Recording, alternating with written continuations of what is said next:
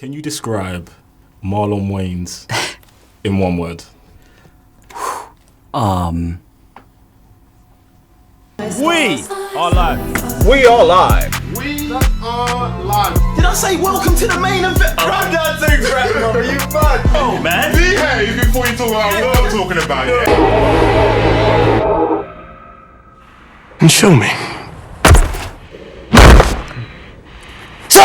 Talk to me about how your sports background, the discipline that comes with being elite at anything, translated into your work, into your performance, and into the film. Yeah, I think as an athlete, you come from a standpoint of it's not perfection, it's progress.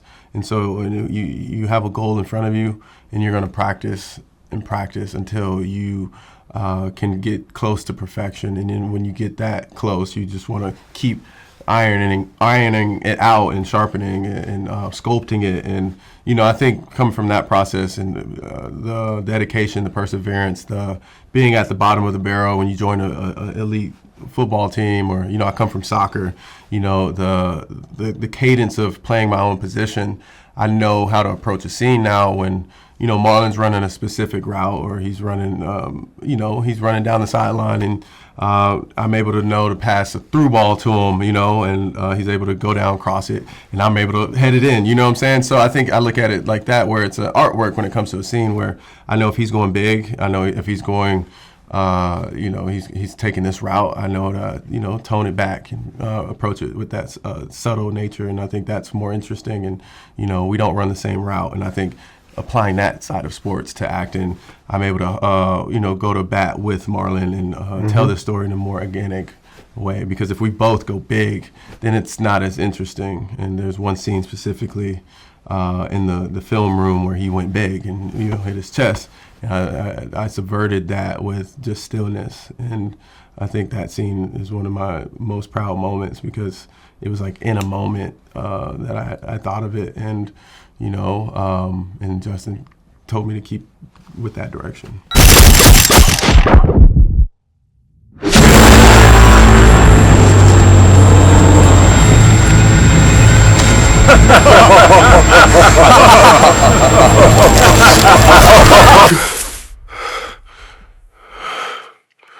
What personal experience did you really put into this? Because it's such an intense film. I feel like it took someone who had actually had some sort of inkling into sports, not necessarily, it doesn't matter specifically what sport, to understand the kind of mindscape, and then to push that to 1,000 like you did. It takes someone who's actually been in it. So can you talk to me about that? Yeah, I played sports my entire life. My first word was ball. And I was in diapers, my mom put me in the little T-ball league before I was supposed to be, and just lied about my age. So I think, shout out mom. And I think it was also youngest of a lot of siblings, and that's just where they put me. They just dropped me off and go play. And it was a survival thing. I wasn't the biggest or tallest, and so I get bullied and fucked with. But as long as I ran point, right, I was suddenly untouchable.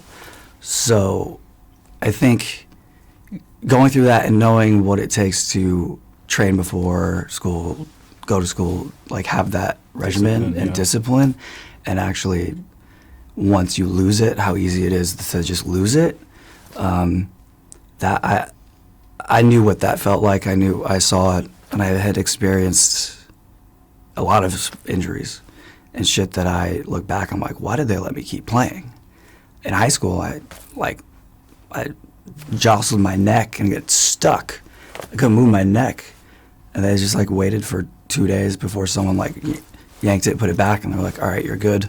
I'm I don't know. I don't know if I should have been out there. And yeah, so the sports, and my father was a quarterback. He was a state pole vaulting champ. He was very athletic. And, Cam Cade's story is my story. My father was in the military, and he gives that monologue in the movie about his father dying is just my story. One day my father went out for a bike ride and never came back. And it was unexpected, really. And I was on set shooting my first episode of television that day. So I viewed set as a safe place because I could check out. The same way I think athletes use the field as a safe place to check out. Good job out there. Thank you for the opportunity, Mr. White. All right, lunchtime. Let's go, guys. Good job. Good job.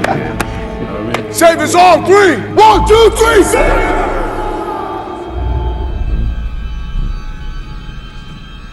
How did you guys do some off-camera bonding? Excuse me. Yeah. Oh, we hung out. Like, you know, we go to my house. He say I cheat in pool. I mean, it's my house, my rules. Lose is lose. We'd go to Top Golf. You know, he worked a lot, and so the days we go to dinners. You know, sometime, and you know, we made it a point to stay connected, and you know, and.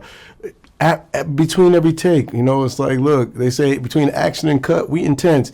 They say cut, I'm back to cracking jokes. You know, it's funny, with, you know, so we kept a nice camaraderie the whole time. All right. Try to relax. All right? Enjoy.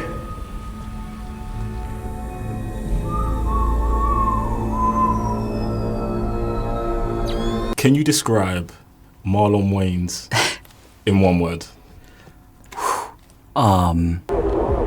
Just say no game. Just say no game, man. This is everything. Untethered. Maniac. How do you feel about the internet saying this is your best performance to date? After 35 years of working professionally, 50 years of working on my craft, it feels nice, man. It feels good. I'm not gonna lie. It feels great that collectively everybody is saying that, and that's a consistent thing. And you know, that's not what I do it for, right? I just do it because I just love it. I don't do it for the accolades.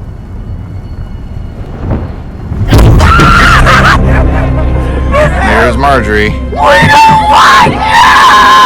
This fan club's like a cult. And then what about Tyreek? I'm starting off with the hard ones. Yeah. I'm gonna go.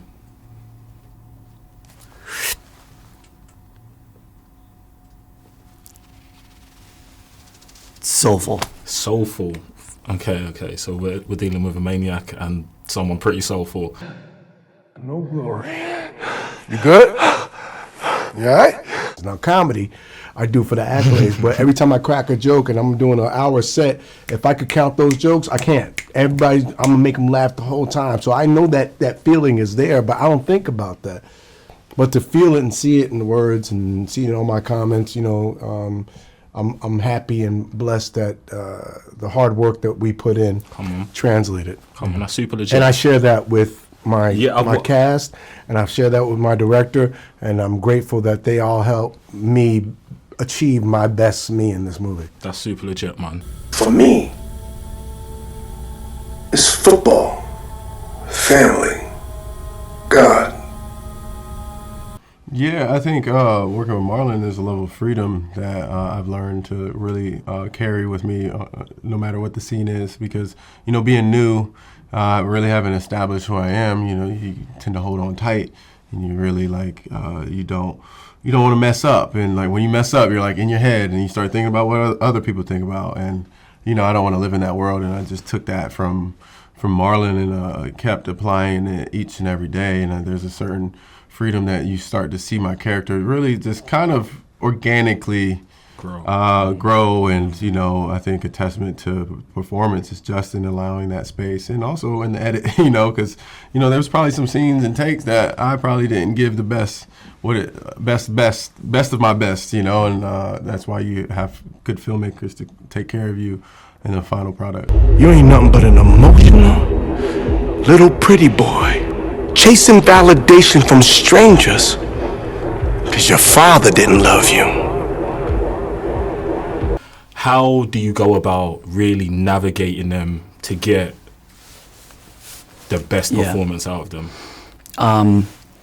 You know, it's like what I've found anyway is that every actor has their own process and like needs, and as a director, I just try to be hyper vigilant about their moods and like how they move and where they're at like day to day, to figure out how to give them like the best shot and hold the most space for them to like do their thing. And sometimes they're at odds with each other. Like sometimes I'm like, I'm so sorry, Tyriq. Like I know you gotta like just sit here and take it. He's just gonna go in on you and you can't respond. And so it's like, well, one, it's also like we have no one has any idea how Marlon's gonna be on set. Turns out he's total pro, like nothing to be alarmed about. They both showed up and did the work, and that's all they cared about. I mean, you still called him a maniac in your one-word description. I did, yeah. But it was like how do we balance the? But it was like chaotic good, okay, not chaotic evil. And it's really about harnessing the maniac in him, in like the most healthy way. So it was really like that, steering the energy. That's interesting. So, how do you think the character of Isaac let him channel that natural maniac energy that you're saying he's got? Yeah. Well, because when we talked about the character, right, it's like he is public facing, one of the most famous men in America and probably the world, and everything that he's doing is a performance.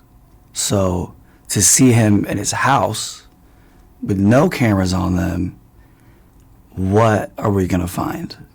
And so there's like the expectation versus reality, and at any given time he's still kind of putting something on for the kid and then slowly using that to gaslight him. So it is a very like we talked about it in terms of like, this is a narcissistic, abusive relationship. We've been there. We've all been there. Learned that lesson. No, I didn't. I kept dating them. No, but anyway. Transitions of power are never peaceful. It's like more money, more problems, right? Who said that? Biggie? I don't know. Anyway. How did you really bring all of this together the way you wanted to? It was very difficult to find, and it was an exploration of sorts, because we knew we were mashing up the two things that never really fit together that way before. So it was trial and error, like even during writing and shooting and editing, where just constantly calibrating, like, well, maybe we've gone too far in like the camp or the horror or the sports, and we've lost the genre aspect suddenly. And I think what the through line was that I knew, and Tyriq and Marlon knew, that what their emotional arcs and journeys were, and where they were going to start in the story and end in the story. So as long as we were tracking that, and there was real stakes, life or death stakes, whether really life or death or just emotionally, the life and death stakes were felt. That was the important part. So like talking to professional athletes and talking about to Marlon, and like imagining, okay, your entire life, you've only value is this one thing. And unlike a painter, like Picasso, you're painting up until you can't paint, which is pretty much your whole life. But for an athlete, you have a very finite amount of time, and then your gift and your value are suddenly, and you got to go figure out life all over again. And that's pretty terrifying. So like tracking that with Marlon would be like, when you're talking about what it's like to be the GOAT, this is like your life is at stake. Like, who are you without it? Who are you without that thing? And everyone, I think, can resonate with that, of like, even if it's comedy, even if it's video games, whatever, and you take your coping mechanism away. And I think a lot of athletes, including myself, I was an athlete, like, that's where you put it. And like, I remember suddenly I started having anxiety the second I stopped playing soccer in college. Did we get you? A beautiful choice. Yeah. And a lot of the movie, I'm trying to move him, and I'm the action and he's the reaction. And you know, I love the. You can't have one without the other. And so, like I said, I think this was a united effort. Yeah.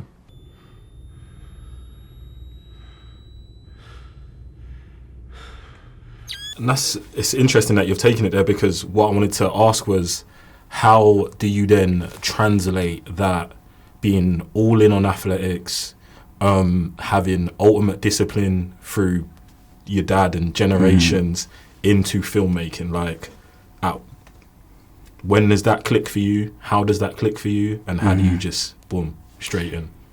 Yeah, I think it took a second to realize that it did translate. Because growing up an athlete, you're not like, yeah, I'm an artist. Like, I could never viewed myself as that, even though maybe I had that in me, because that wasn't cool, or it was just not your identity. So it took a second to really understand that it does translate, and there is a pipeline. And I'm not the only one. Like Ryan Coogler played football. Mahershala was a basketball player. All from the Bay. What's up, guys? And so it does teach you also how to be a leader, I think, because you're forced to figure out how to collaborate and get people invested and inspire others. So there is somewhat of a similarity in being like a captain on the soccer team to then getting onto a set and being like, all right, I know we fucked up the first day, half of that day, and we're 2 hours behind, but as long as we keep pressure,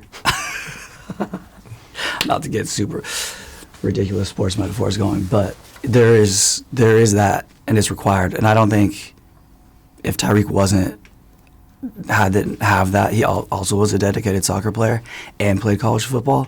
If he didn't have that, I don't know if we make this movie. Because he was up at 5 a.m. every morning lifting to stay in shape, performing and crying while he's like doing physical things, and then going home and having to eat a piece of steak with nothing else, and the rest of the cast and crew is just going ham on lobsters and wine. Like, he was miserable the whole time.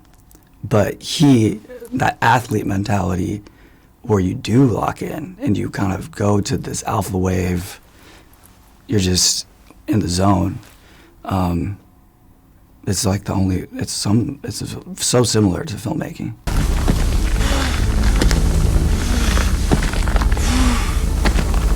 It's a level of freedom, especially during like lunch hours. It would get delirious. It'd be late. We'd be working 12 hours. But yeah, it's nice that our process is aligned accordingly. And he would crash my trailer. Yeah, his trailer was small. His big old legs. I had like a quarter of a trailer. He imported his trailer, full size kitchen, king size bed. As he should, man. Yeah, as he should. He had a chef, assistant. He's a legend, bro.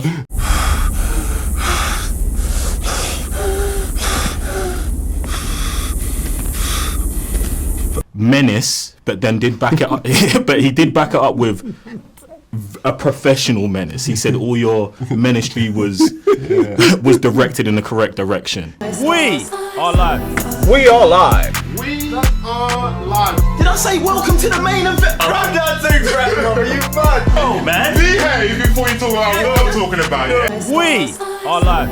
We are live. We are live. Did I say welcome to the main event? Run that thing, Are you mad?